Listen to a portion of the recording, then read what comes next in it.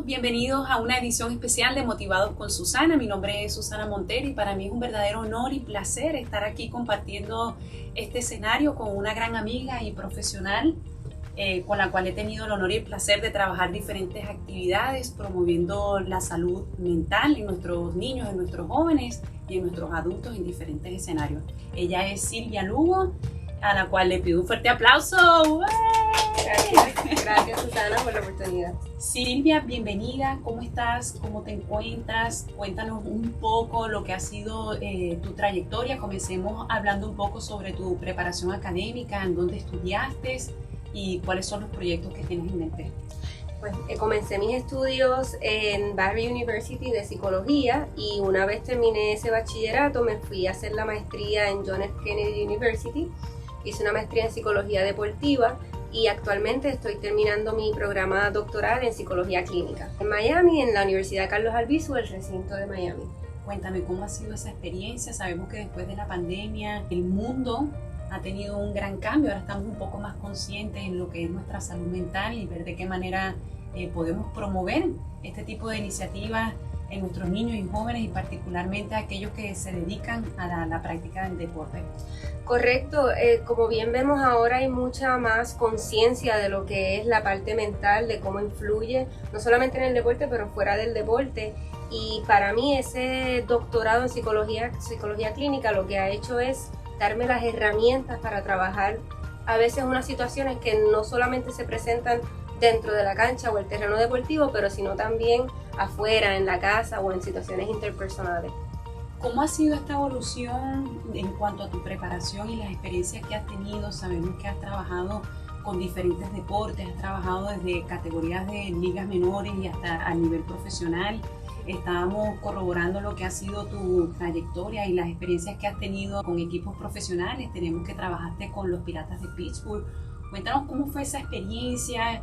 La describiría como una experiencia muy enriquecedora porque lo que es el entrenamiento mental se distingue de la psicología deportiva en que nosotros estamos trabajando que están mentalmente saludables, físicamente saludables, buscando lo que en inglés se dice extra edge, esa milla extra.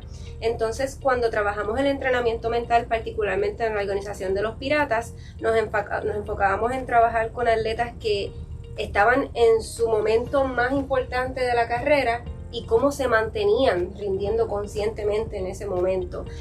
Cuando sube la presión, qué herramientas utilizas para manejarlo, y cuando surge una lesión, por ejemplo, cómo te rehabilitas sin dejar que eso afecte tu autoconfianza, cómo te rehabilitas manteniéndote conectado con el equipo. Hay diferentes aspectos que se pueden trabajar desde la parte profesional. Traes un tema muy importante en lo que concierne al tema de las lesiones, a ese momento de rehabilitación. Todos sabemos de que cuando un atleta tiene una lesión y pasa por ese proceso de cirugía, sin duda alguna hay unos aspectos emocionales y mentales que atacan directamente al atleta porque tiene ese proceso de saber y de cuestionamiento. Si va a tener el rendimiento que tenía antes o si va a mejorar o tiene quizás ese miedo de volver a lesionarse. ¿Cuáles serían esos principales elementos que tú podrías trabajar en base a esa circunstancia particular que vive el atleta luego de una lesión y sabes que está saliendo de una cirugía?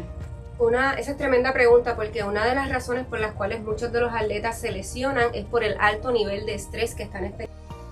Ese alto nivel de estrés puede causar una inflamación adicional al cuerpo que los hace más vulnerables a una lesión. Cuando estamos hablando de un atleta profesional, tenemos que revisar si ese atleta va a poder regresar a su carrera deportiva. Si el atleta ya sabe que esa lesión va a terminar su carrera, entonces hacemos una transición a qué habilidades tienes para cuando termines esta rehabilitación comenzar una nueva vida. Cuando estamos hablando de los atletas más jóvenes, ¿qué medidas el atleta puede tomar en ese momento para que la rehabilitación sea sana, saludable y no se... Porque estamos hablando entonces de un atleta que va a continuar haciendo el deporte, no queremos apresurarlo. Básico siempre, el manejo del estrés y las técnicas de mindfulness son muy utilizadas en lo que es la rehabilitación deportiva y la prevención de lesiones. Sabemos que el mindfulness es una de las técnicas que se promueve mucho en el mundo laboral, en el deporte. Sin duda alguna es una herramienta que vino a revolucionar lo que es el deporte y ese alto rendimiento que estamos todos muy emocionados de ver de qué manera realmente se puede aplicar y que el atleta también entonces lo pueda también recibir de buena manera. En esa línea, los atletas asumen un rol bastante importante teniendo estas herramientas, pero también el entrenador. Hay unas herramientas que también tienen que tener a su alcance. ¿Cómo maneja Silvia eso desde el punto de vista como entrenadora mental, que ya te enfocas en darle las herramientas a ese atleta, pero también el entorno del atleta es importante, comenzando por el entrenador, la familia y sus compañeros de equipo? Una de las cosas más importantes que hay que destacar es que no podemos dar lo que no tenemos. Entonces, cuando un entrenador quiere subir el nivel de rendimiento de sus atletas, tiene que subir la calidad de él como persona o de ella como persona, tiene que subir la calidad del entrenamiento. Cuando yo trabajo con diferentes equipos, jugadores, ya sean individuales o grupos, una de las cosas que se destaca es qué presencia les proveo a ellos en ese momento. Yo practico el mindfulness para poder entonces llevar esa energía con mis atletas. Es uno de los aspectos más importantes el que uno practique lo que va a querer ofrecer. Dentro de las prácticas del mindfulness tenemos también los beneficios para prevención de lesiones, para enfoque y concentración y más allá de eso para poder disfrutar el momento presente. Traes unos puntos bien importantes, enfoque y concentración. ¿Qué ejercicio podríamos hacer ahora para poder enfocarnos? Una de las herramientas más útiles y que se utiliza mucho con los atletas jóvenes es encontrar un estímulo, ya sea visual o auditivo, al cual prestarle atención. No importa en el lugar donde usted esté en este momento, viendo esta entrevista, tal vez hay un sonido a su alrededor, buscar enfocar su atención a ese sonido. Y cuando la mente se distrae, no juzgar, no hacer una historia, simplemente notar qué tipo de pensamientos tenemos. La práctica del mindfulness se refiere a prestarle atención al momento presente con un corazón abierto y sin juzgar. En otras palabras, notar lo que está ocurriendo sin querer cambiarlo, aceptándolo. Esto nos permite estar en el momento presente con un aire de apertura y con un aire de tranquilidad, sabiendo que las cosas van a ocurrir y que lo que yo estoy pensando no necesariamente va a definir ese momento. Tengo que observar. Ese pensamiento muchas veces nos lleva a tener unos sentimientos y unas emociones que están fuera de nuestro control. Y estábamos conversando de lo importante de lo que sientes y cómo lo voy a manejar. Eso es algo inevitable, están conectados. Cómo eso ha evolucionado en el campo deportivo y cómo podemos llevarlo a otro nivel, encarando a lo que sería ya una nueva década. Ya estamos en el 2023, la pandemia nos ha adelantado muchos procesos. Dentro de una de las experiencias más bonitas trabajando con los piratas fue aprender a controlar lo controlable. Entonces se trae conciencia a todas las cosas que pueden ocurrir en un rendimiento deportivo. Que el árbitro haya hecho algo incorrecto, que un jugador esté distrayéndome, que no haya tenido el tiempo suficiente de juego. Hay muchas cosas que no son controlables. Nuestros recursos deben ser dirigidos a lo que sí es controlable. ¿Cómo está mi ritmo de respiración? ¿En dónde están mis pensamientos? ¿Cómo noto mi cuerpo tenso, relajado? Esas son las cosas en las que hay que enfocarnos porque son las cosas que se pueden trabajar. Poco a poco, los atletas con los que yo trabajo, ya sea de manera presencial o virtual, pero sí mezclo, los dos métodos de trabajo son importantes, poco a poco se van haciendo conscientes de qué pensamientos tienen antes de una emoción, de qué reacciones ocurren luego de esa emoción. Después de esa conciencia, entonces el atleta puede tomar la libertad de escoger otra manera de reaccionar a algo que siempre le ocurría, pero entonces ahora lo está reaccionando de una manera diferente. Silvia, recientemente estuviste en San Juan de Argentina, eres parte del equipo de trabajo de uno de los atletas de la Selección Nacional de Puerto Rico, él es Steven Yancy Piñeiro del deporte de skateboarding. Entraste a trabajar en una etapa de su plan de entrenamiento de camino a las Olimpiadas de Tokio 2020. El atleta en este caso tuvo un excelente desempeño técnico, deportivo, quedando sexto lugar en el mundo y sin duda alguna ha tenido un rol bastante importante en lo que ha sido su desarrollo. Cuéntanos de esa experiencia en Argentina en cuanto al deporte. El skateboarding es un deporte no tradicional, se reconoce como una práctica callejera y al llegar por primera vez al deporte de alto rendimiento y al evento más importante del mundo, en el mundo del deporte, que son las Olimpiadas, eran más de 100 países. Estamos hablando que es un deporte de alto riesgo, donde la adrenalina, la emoción está ahí a flor de piel. Comencemos por lo más básico. ¿Te gustó Argentina? ¿Te gustó San Juan, Argentina? Me encantó las personas, la cultura, el estilo de vida. Me enamoré de la ciudad, realmente me encantó. La comida, la música. La comida, la música, el día a día, el ritmo de las personas, porque en la ciudad donde estábamos, en San Juan, se toma la siesta, se cierra el domingo todos los negocios, y nos recordó, por lo menos a los atletas que estábamos ahí, que el mundo es grande, que las culturas son diferentes y que hay muchas maneras de vivir. Y que está bien, cualquier manera que uno escoja, mientras haya esa paz, mientras haya esa tranquilidad. Fue una experiencia muy bonita. Estoy bien agradecida de que se pudo dar. Cuéntanos más o menos cómo fue tu rutina enfocada aquí y ese resultado general dentro de la competencia. Claro, el deporte de skateboarding trae unas peculiaridades que otros deportes no las tienen. Por ejemplo, algo que me sorprendió a mí era el nivel de comunidad que existía entre todos los competidores. Ellos se dan ideas, se dan consejos, si a alguien no le sale el truco, de momento hay otro competidor diciéndole tienes que hacer este cambio, este ajuste. Entonces es una competencia, pero hay un sentido de comunidad que va más allá de la competencia. El otro aspecto que se destaca es la diversidad, además de la cantidad de países, en las edades. Había un competidor que, si no me equivoco, tenía 46 años y hay unos competidores que tienen 12 años. Entonces estamos hablando de competidores que están en etapas de vida bien diferentes, con unos físicos muy diferentes y que traen diferentes fortalezas, lo que es la agilidad tal vez del joven contra la experiencia del que ya lleva más tiempo haciéndolo. Así que esas dos variantes se destacaron, no son lo que vemos tal vez en el deporte tradicional, pero también me gustó mucho lo que era la dinámica festiva del evento. No importa lo que ocurriese, siempre había un aire de que esto es algo alegre, de que es festivo, de que estamos poniendo hasta cierto punto el show para los demás. Y en el caso del trabajo que hice con el atleta de nosotros, más otros atletas que se unieron, fue cómo manejar la presión de la competencia. Aquí vamos a un punto importante. Existe la presión que nos imponemos nosotros mismos, que es esa presión por nuestras metas, lo que queremos lograr o lo que consideramos que es importante que logremos, y la presión que viene de afuera. En el caso de nuestro atleta, como él estuvo tanto tiempo en esa ciudad, se hizo local. Entonces toda la fanaticada, cuando le tocaba a él, le gritaba, él sentía todo ese apoyo, y es algo que, si el atleta no sabe cómo manejarlo, se puede interpretar como presión, porque se interpreta entonces como un factor adicional al que tengo que llegar, como otras personas más, a las que tengo que hacer quedar bien. Sí, la verdad es que nosotros acá en Puerto Rico, viendo en vivo y directo las competencias que se transmitieron a través de la página de World Skate, nosotros estábamos, ¡uy!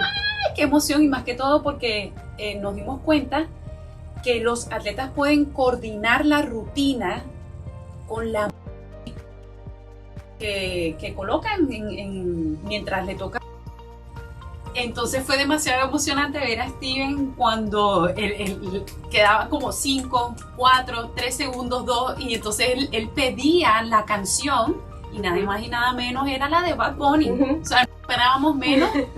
Y el caballero entonces sale el día de la final con la camisa de Puerto Rico de la serie mundial, que bueno, nosotros acá súper emocionados por su desempeño y por el extraordinario logro que alcanzó en esta competencia. Recientemente estuviste en una entrevista en donde compartiste un panel muy valioso. Entre ellos fue nuestra medallista de oro, la atleta Mónica Puy, y estaban trayendo algunos ejemplos que está pasando actualmente en diferentes ligas acá en Puerto Rico, particularmente la del baloncesto profesional, y se estaba conversando cómo manejar el tema de las emociones desde afuera, desde los fanáticos, hasta cómo lo maneja la misma gerencia de los equipos, cómo lo maneja los entrenadores, el cuerpo técnico. Y tu participación me pareció muy valiosa cuando haces referencia de la importancia de los diferentes factores como el entorno, el público. También no sabemos si esa persona estaba pasando algo en particular, familiar, si tuvo alguna pérdida que lo llevó a reaccionar de esa manera. Esto entonces me lleva a concluir sin duda alguna la importancia que tiene el entrenamiento mental dirigido principalmente a nuestros atletas, seguidamente por el entrenador, la gerencia y sin duda alguna esa parte cultural que trasciende la parte del público. ¿Qué quisieras abundar y que posiblemente no te haya dado tiempo de compartir en esa escena? Creo que es importante que nosotros estemos conscientes que la psicología deportiva, el entrenamiento mental es parte del alto rendimiento y es parte de nuestro día a día. Entonces, cuando nosotros vamos abriendo esa conciencia a estas herramientas, no solamente vamos a mejorar dentro de la cancha, sino también fuera de la cancha. Hay dos tipos de mentalidades que se destacan, la mentalidad de crecimiento y la mentalidad fija. Una mentalidad de crecimiento va a haber un reto, va a haber un acto de violencia como una oportunidad para desarrollar más paciencia, más tolerancia, más sabiduría, en el caso de los entrenadores, en el caso de la gerencia. Una mentalidad fija va a ver el reto como una falta de respeto y como algo para reaccionar. Ya en este punto los atletas tienen mucho acceso a información, ya el entrenamiento mental, el entrenamiento neurocognitivo, que ahí estamos utilizando otro tipo de herramientas para entrenar el cerebro.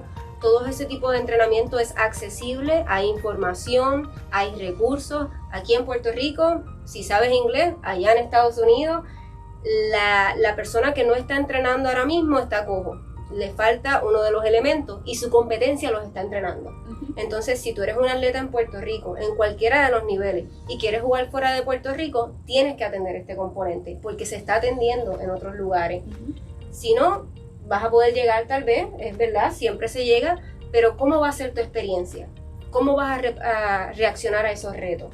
Entonces, importante, ¿qué tipo de mentalidad hay en mi equipo? ¿Es una mentalidad de crecimiento o es una mentalidad fija? ¿Cómo yo interpreto los retos?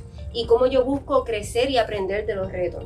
Hay una cita que me gusta usarlo con los atletas de Abraham Lincoln, que él dice, yo aprendo de todos, incluso si es lo que no debo hacer. De toda situación, de todo traspié, hay una lección. El atleta de alto rendimiento que tiene fortaleza mental sabe encontrar esa lección. De una lesión, de un corte del equipo, de no haber tenido el tiempo de juego que tú querías. Siempre hay una mala práctica, siempre hay un aspecto que se puede sacar de lo que es el desarrollo mental y emocional que tenemos como seres humanos. Extraordinario, Silvia.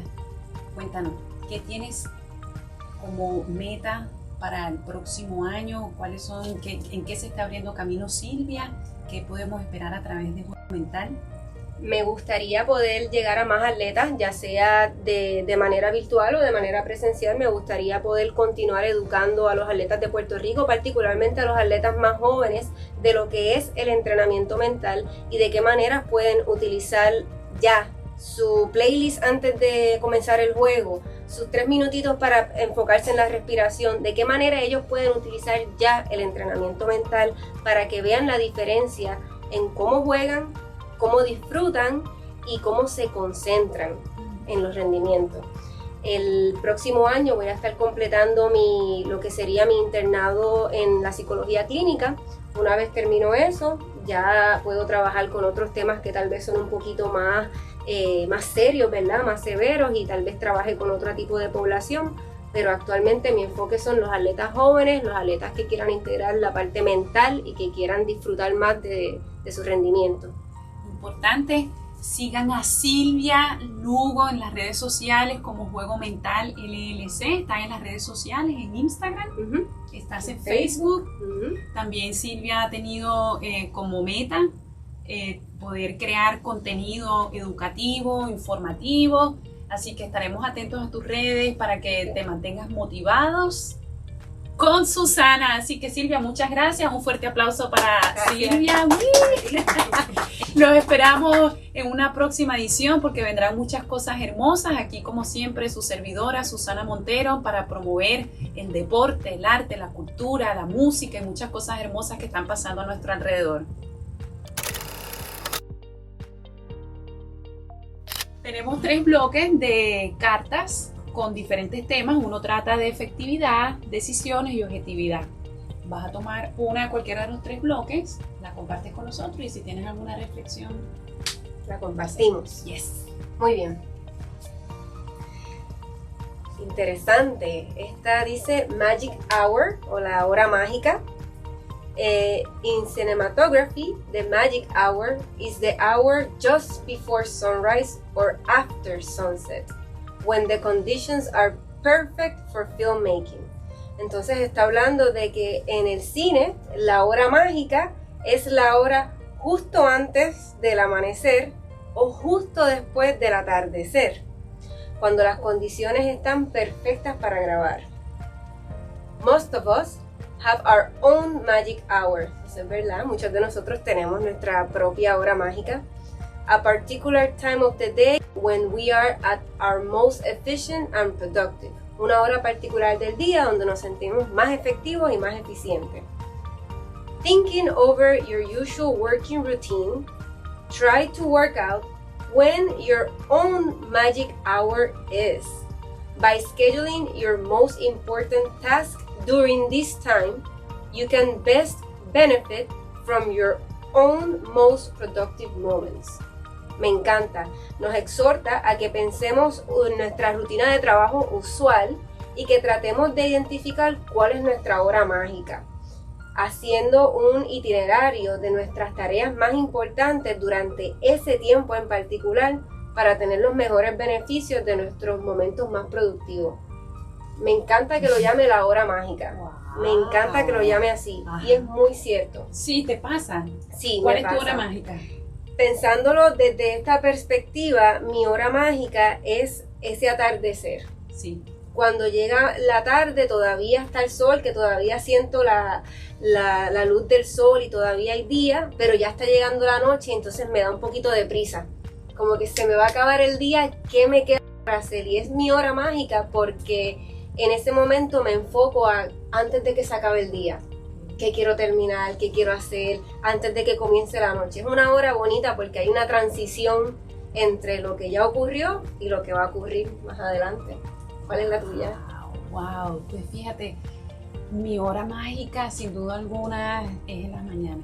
Me siento bien productiva, llena de energía, ya lista para hacer ejercicio, lista con todas las metas que tengo que cumplir durante el día y siento como que esa energía, esa emoción llena de tanto agradecimiento a Dios, a la vida, al universo, de decir, wow, tengo un día más de vida, tengo que aprovecharlo, así que vamos, así que qué lindo. Está chévere estas tarjetitas, ¿verdad? Sí, me encantan y son sencillas y son recordatorios importantes. Recordatorios importantes, así que ya ustedes saben, traten de identificar cuál sería su hora mágica.